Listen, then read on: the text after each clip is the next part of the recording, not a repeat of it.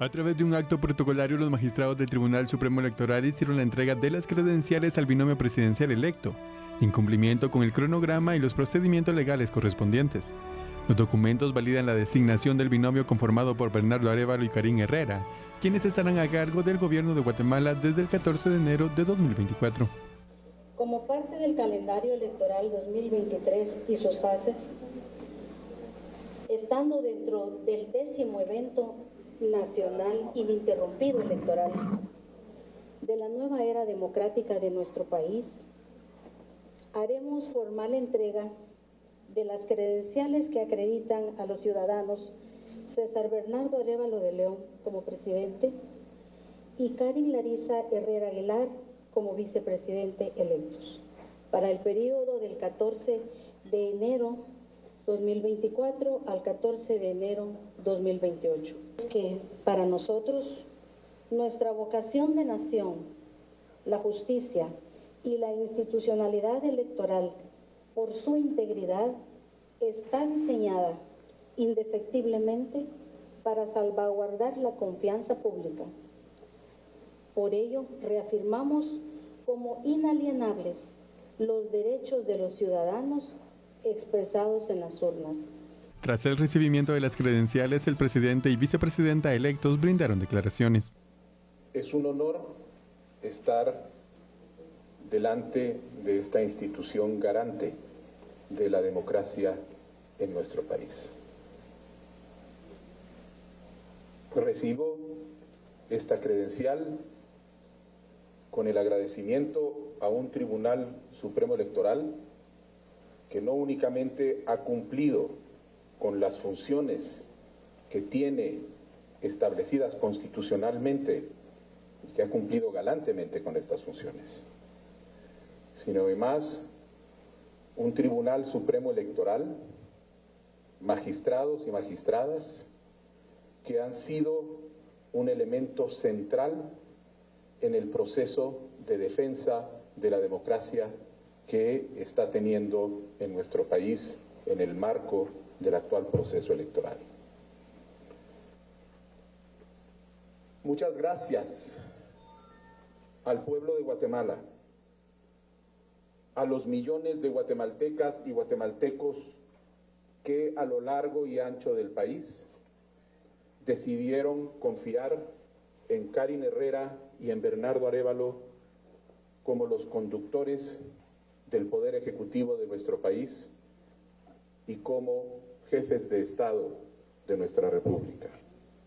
Y hoy, un paso más, recibimos estas acreditaciones que constituyen una constancia para el pueblo de que vamos avanzando y que pues esperamos llegar a buen puerto el 14 de enero, un puerto hacia el cual ya estamos trabajando con ahínco para empezar a retomar ese rumbo. El binomio presentado por el partido Movimiento Semilla consiguió el 60.91% de los votos válidamente emitidos. Esto conforme a lo establecido en el número de acta 1659-2023 del Tribunal Supremo Electoral. Con esto es que se da por concluido el proceso electoral. Sabemos que la oficialización de los datos, el otorgar las credenciales también que oficializan estos resultados de las elecciones generales es parte del programa que tenía establecido el Tribunal Supremo Electoral, donde si bien todavía hacía falta tiempo, ya se habían agotado pues todos los recursos, todo el procedimiento, todas las revisiones, y se da a conocer entonces que finalmente ya se ha oficializado, se ha concluido con el proceso donde Bernardo Arévalo y Karin Herrera quedan como binomio presidencial. El próximo año, el 14 de enero, estarán asumiendo, ya cuentan con estas credenciales, ya iniciaron el proceso de transición de gobierno y esto es parte entonces de un proceso electoral, Fernando. Un proceso electoral que ha estado pues bastante interesante, bastante ajetreado también y que el Tribunal Supremo Electoral le tocó una tarea bastante fuerte. Totalmente. El trabajo desde aquel día de la convocatoria hasta este espacio en donde se entregan las credenciales. Es una hoja de ruta que tuvo, por supuesto, cada espacio en donde fuerzas procesales que tenían algún interés, fuerzas procesales con otro interés, estuvieron, por supuesto, en pugna en su momento. Mucha pugna continúa y es precisamente algo que ha caracterizado a esta fiesta eleccionaria que tuvimos aquí con total cobertura en TN23. Y lo más interesante, Sandy, es que obviamente la manifestación de la voluntad del pueblo a través del voto ha sido realmente un parámetro pues muy interesante en cuanto a analizarlo se refiere, porque pues vimos en esa cobertura que se trabajó desde este espacio televisivo que iba a una velocidad muy interesante con el sistema del TREP, que lo que hace es subirte a un encarrilamiento de tecnología que hoy por hoy pues uno se queda realmente sorprendido para entender cómo esa rapidez, cómo esa informática, cómo esa capacidad de bajar datos de la nube, cómo esa intensidad con la que las personas estaban siguiéndonos minuto a minuto, conteo tras conteo, y darte cuenta que al final somos un pueblo soberano que tiene una decisión que se hace sentir en cada X en las papeletas, sea por un partido o sea por el otro, pues hoy nos dio un resultado. Tenemos, por supuesto, un partido en segundo lugar y un partido en primer lugar, que es el binomio presidencial electo, y que por supuesto hoy se consolida ya en esa línea de trabajo a través de la transición, en esa línea de tener ya las credenciales, de ser oficialmente los que se declararon por parte de la entidad a cargo de las elecciones, el TSE, como los ganadores. Entonces ya no hablamos con aquella frase de los virtuales ganadores, sino que ya hoy se consolida precisamente ese espacio consignado en donde Ley Electoral y de Partidos Políticos y Constitución Política de la República de Guatemala. Remarcamos algunos aspectos de este proceso con los siguientes datos que estaremos presentándole a continuación. El Tribunal Supremo Electoral entregó entonces las credenciales al binomio electo conformado por Bernardo Arévalo y Karin Herrera. El acto de entrega del documento se realizó en el edificio del Tribunal Supremo Electoral en la zona 2 capitalina. Las credenciales permiten oficialmente que Arévalo y Herrera puedan tomar el cargo para el que fueron electos el próximo 14 de enero. El acuerdo 1659-2023 del Tribunal Supremo Electoral oficializó los resultados de la elección de segunda vuelta que ocurrió el 20 de agosto. Se declaró ganador al binomio presidencial del partido político Movimiento Semilla. Arévalo y Herrera obtuvieron, recordemos, el 60% de los votos válidos. Por eso entonces se han oficializado como presidente y vicepresidente de la República Guatemalteca.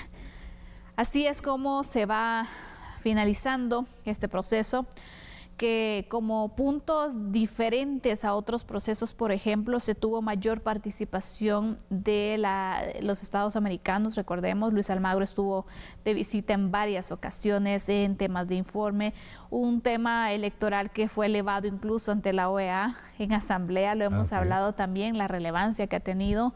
Los observadores también internacionales, nacionales que estuvieron involucrados, los diversos sectores, también el involucramiento y sobre todo la participación ciudadana. Sobre todo destaco la participación de muchos jóvenes que en esta ocasión se pudo ver. Creo que podemos ir avanzando, todavía hace falta para que los jóvenes puedan involucrarse más en el tema político para pues participar en las elecciones, ya sea postulándose o yendo a las votaciones, pero sí se vio marcado pues ese interés que existió de mayor forma durante este proceso electoral. Son algunos puntos que yo destaco. ¿Tú cuáles destacarías, Fernando? Mira, creo que el punto más importante acá es devolverle la credibilidad a la política. Sí. Creo que es un espacio que tiene mucho que ver con la forma en cómo se van a manejar estos siguientes 4 años las autoridades electas, pues no solo a nivel del Ejecutivo, sino que a nivel municipal, a nivel del Congreso de la República, del Parlacén, y establecer que, como tú bien lo planteabas, hay una nueva generación de políticos. tenemos un Congreso de la República en donde casi 100 diputados son nuevos. Entonces, esa sangre nueva que llega al Parlamento guatemalteco definitivamente tiene que generar un proceso, un marco de cambio que sea interesante en cuanto a qué es lo que trae esta nueva generación de políticos que le pueda permitir a Guatemala un desarrollo mucho más eficiente en la producción de todo su ordenamiento legal. Establecer también mecanismos de convicción para la juventud dentro de 4 años.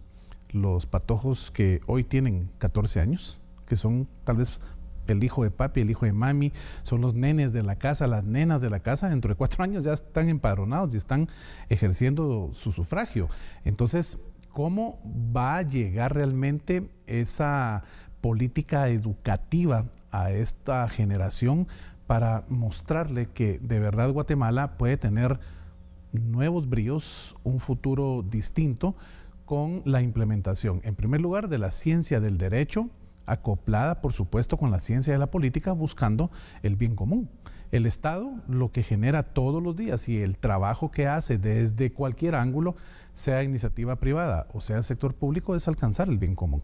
Entonces, esto se va a dar si existe certeza jurídica, si todos trabajamos desde el ángulo que nos toca, desde el área que nos toca, para alcanzar el ansiado Estado de Derecho, en donde la separación de poderes sea una realidad, en donde la alternancia del gobierno sea una realidad, que nunca Guatemala pueda incurrir en ese error garrafal que otros países han intentado y han probado y están viviendo, ¿verdad?, de no tener esa alternancia que la misma ley constitucional lo estipula.